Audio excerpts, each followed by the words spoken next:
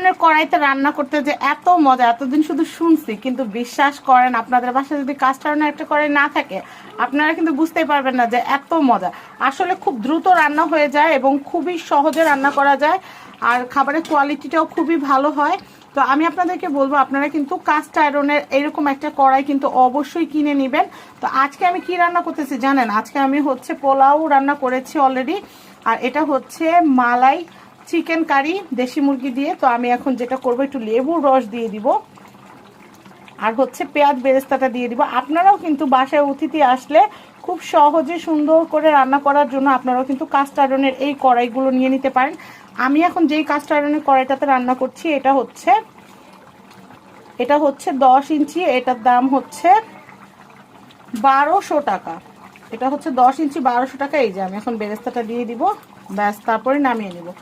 আমার রান্নাটা হয়ে গেছে। আমি জাস্ট চিন্তা করলাম যে আমি যেহেতু কাস্ট আয়রনের কড়াইতে রান্না করছি এত সুন্দর করে, ভাবলাম যে আপনাদের সাথেও এইটা একটু শেয়ার করি, তাহলে অনেকেরই উপকার হবে। অনেকে কিন্তু রিভিউ জানতে চান যে আপু আপনারা তো কিনেছেন, তাহলে রিভিউ দিন।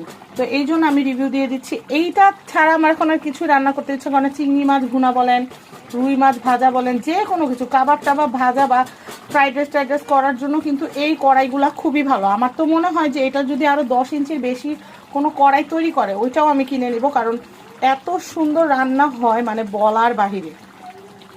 তো আমি মালাই চিকেন কারিটার ভিতরে কিন্তু আমি সুন্দর করে পেঁয়াজ বেরেস্তা দিয়ে দিলাম, আর এখন একটু পাউডার দুধ উপর থেকে ছিটিয়ে দিব। কাঁচামরিচ অলরেডি দিয়ে দিয়েছি, তো পেঁয়াজ বেরেস্তা তো দিয়ে দিয়েছি। এখন হচ্ছে আমি একটু এই যে পাউডার দুধটা একটু একটু করে ছিটিয়ে দিচ্ছি। ও এটা যে মজার একটা রান্না, এটা আমার বাসায় সবাই পছন্দ করে। বাচ্চারা আজকে আবদার করলো, তাই চিন্তা করলাম ছুটির দিন, আবার আমার ছোট বোন বাড়িতে আসছে, ওর বাচ্চারাও বলতেছে এটা খাবে, তাই আজকে এই রেসিপিটা করলাম। এখন হচ্ছে বেরেস্তা টেরেস্তা উপরে দিয়ে দিছি, গুঁড়া দুধটা উপরে ছিটিয়ে দিলাম। খুবই মজার একটা রেসিপি হয়েছে একদম। এখন হচ্ছে জাস্ট নামিয়ে নেব।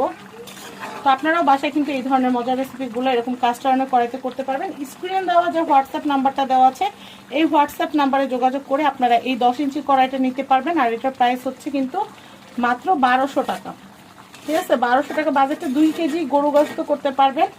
আপনারা জয় ভাইকে বলবেন যে কে আপু যে মালাইকারি চিকেন মালাইকারি রান্না করেছে সেই কড়াইটা নিব। এটা হচ্ছে 2 কেজি গরু মাংস রান্না করার 10 ইঞ্চি কড়াই, বড় কড়াই।